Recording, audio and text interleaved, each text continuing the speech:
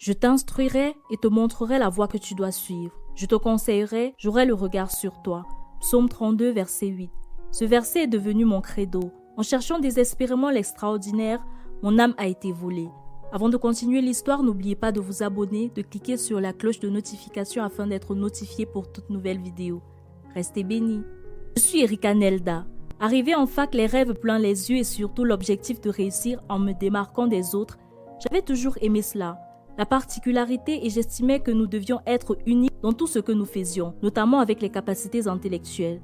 J'aimais la découverte et m'intéressais à tout ce qui consistait l'existence humaine qui pour moi constituait le plus grand des mystères. Je cherchais donc par tous les moyens de le cerner. C'est ainsi que je m'inscrivis en psychologie.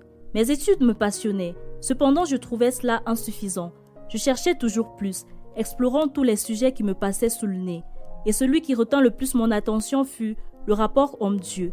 Alors je me rapprochais de plusieurs hommes d'église, puisque le christianisme étant la religion que j'avais le plus côtoyée.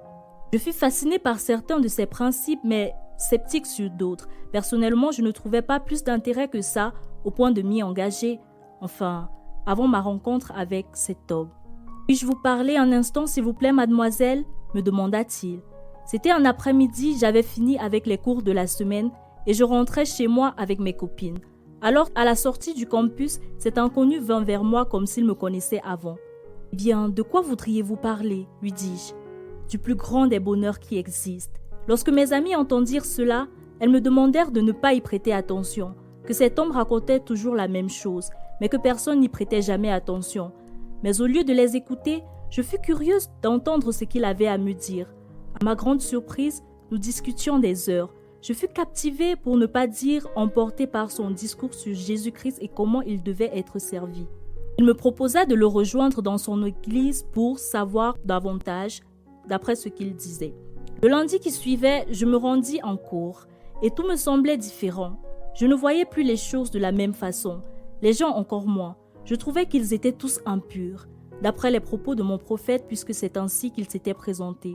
Je ne m'entendais plus avec personne. Je n'avais qu'un seul désir, me réfugier dans l'église et me consacrer à Dieu. Les élus sont des personnes mises à part, consacrées pour servir uniquement Dieu et pas le monde. Tu dois lui faire don de tout ce que tu as et t'abandonner à lui. Ne te souille plus avec ces insensés, encore moins l'argent.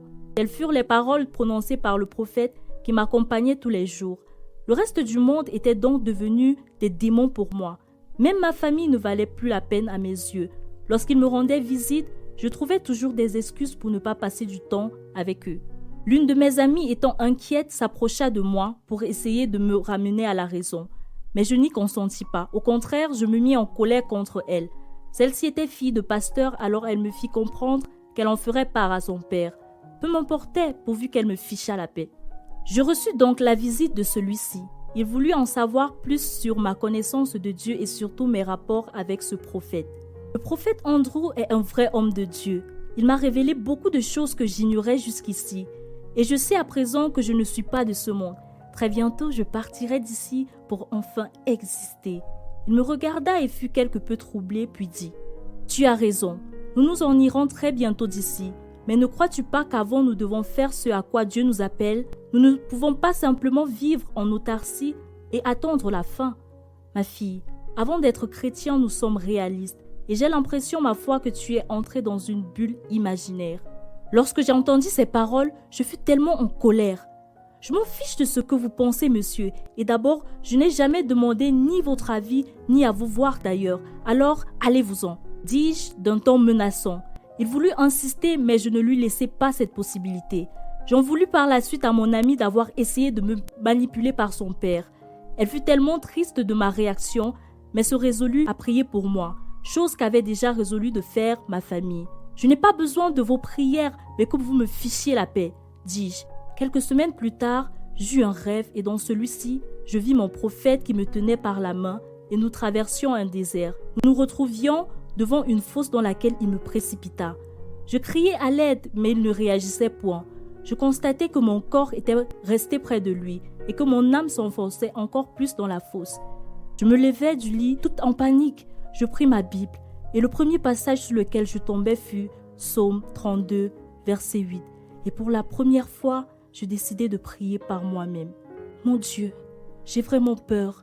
S'il te plaît, je te demande de m'aider. Viens à mon secours.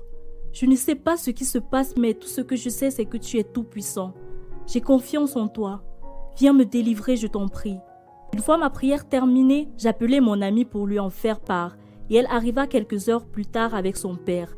Après mon récit, il me dit « Ce que tu as vu est très inquiétant, car en effet ce prophète dont tu parles te retient captive sans aucun doute. Ton âme est à sa merci, ce qui expliquerait ton comportement ainsi que le revirement de situation. Apparemment, les prières faites pour toi ont porté du fruit et Dieu te révèle déjà la vérité. Tu dois être arraché de ses griffes. Tu sais, ma fille, ils sont nombreux de nos jours, des agents du diable qui cherchent des personnes désespérées et en soif de connaissances, et à l'aide d'un ou 3 versets, ils te retiennent captive.